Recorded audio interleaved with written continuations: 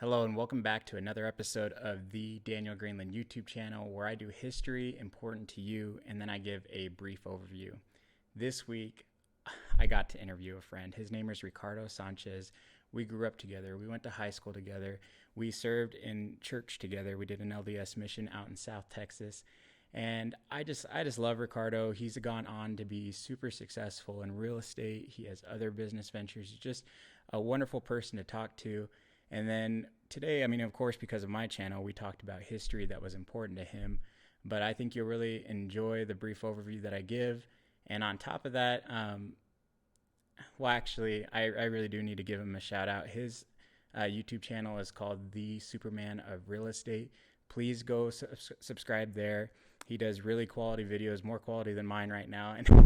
And I think you'll really enjoy his talks about sales, his talks about positive attitudes. He's opening a franchise right now. Just a lot of good content. So go like and subscribe with him. But without further ado, I'm going to get straight to the episode and let's hear what he has to say.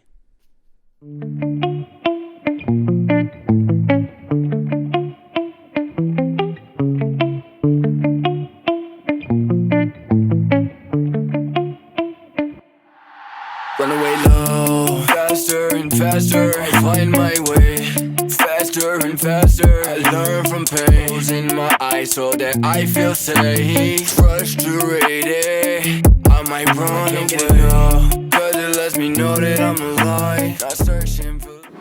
So what part of history is most important to you? Alright, so you had texted me earlier and I was actually thinking about it. And I was trying to actually think too hard of it. Yes. Thinking hard of what? Because honestly, guys, I would suck at history. It was not my favorite class, I guess. But I was actually thinking, and I think the biggest, what affected me the most, or has affected us the most, is the independence of the United States. Okay. So are you talking about breaking off from Great Britain and having freedom? And just thinking of how this country is being free. Mm-hmm. So my wife is actually from Cuba, and I had the opportunity to visit Cuba 3 years ago. And let me tell you, communism is pretty bad. Okay, well, so what's the worst part of communism? Why do you say that? For me, communism, so let's say a doctor, you would make $20 a month. So Mm-hmm. $20 a month, you're a doctor, you're a teacher, you make $20 a month. Mm-hmm. Or maybe a doctor, $5 more.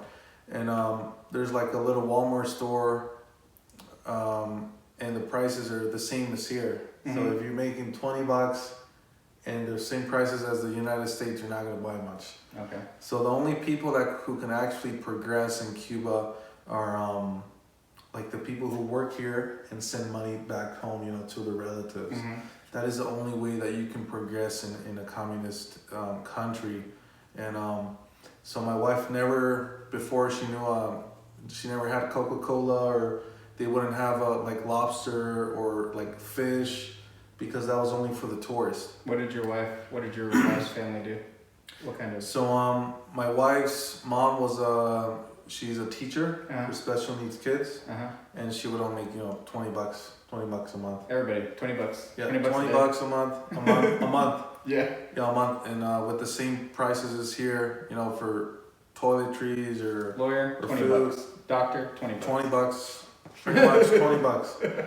So that there's no way that you can progress in a country like that. Okay. So since my wife, she had a couple of so another thing from Cuba is there's a lot of baby daddies, or this guy sleeps with that woman, and just has a bunch of different kids. So my wife's sisters, or half sister or sister, they had a cousin that came from, I think they were in Miami, and they showed pictures of their bedroom. They showed pictures of how the United States is, and she's like, I want that. Mm-hmm. I want to get out. This sucks. Mm-hmm.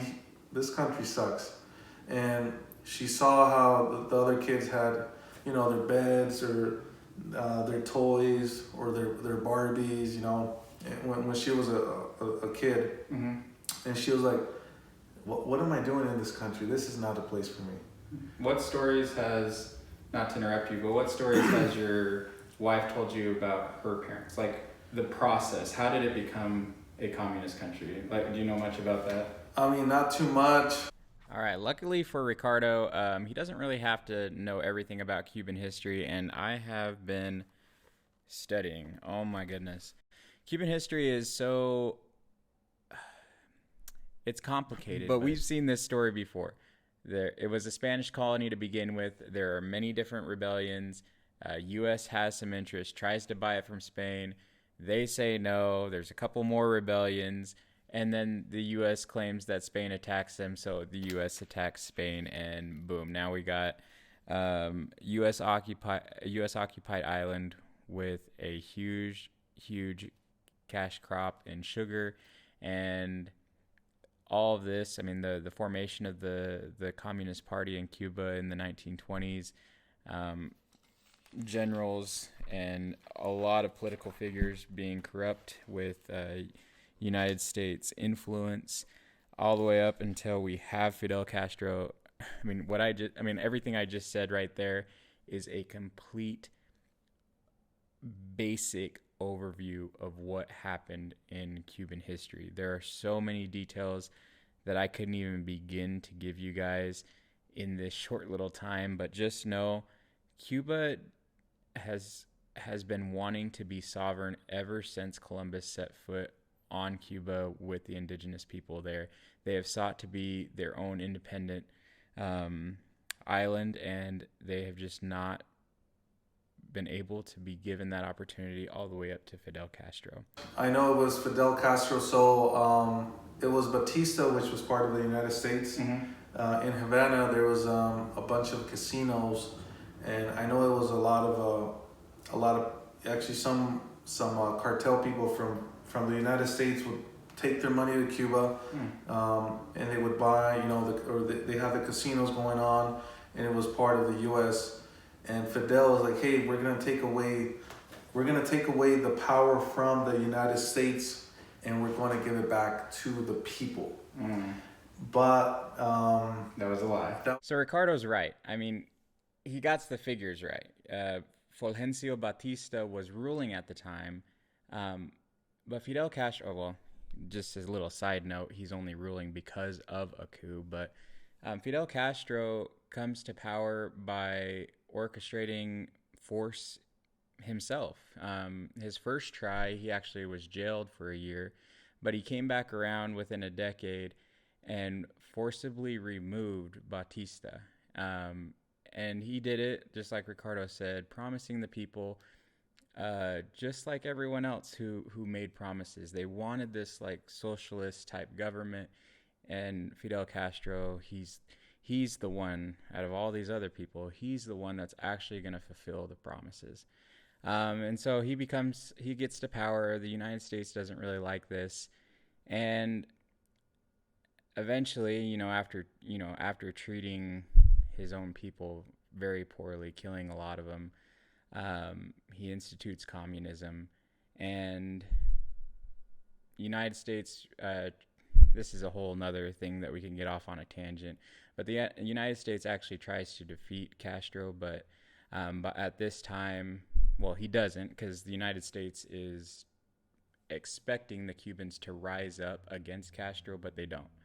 And so eventually, Castro, he unites himself with Russia, and there's the whole Cold War, a whole another history. But suffice it to say, since the 1950s, 60s, Fidel Castro has been in a dictator in Cuba, and the people that have escaped from there, often to Miami, have escaped very, very harsh conditions. We know that communism doesn't really allow you to do what you want to do most of the time.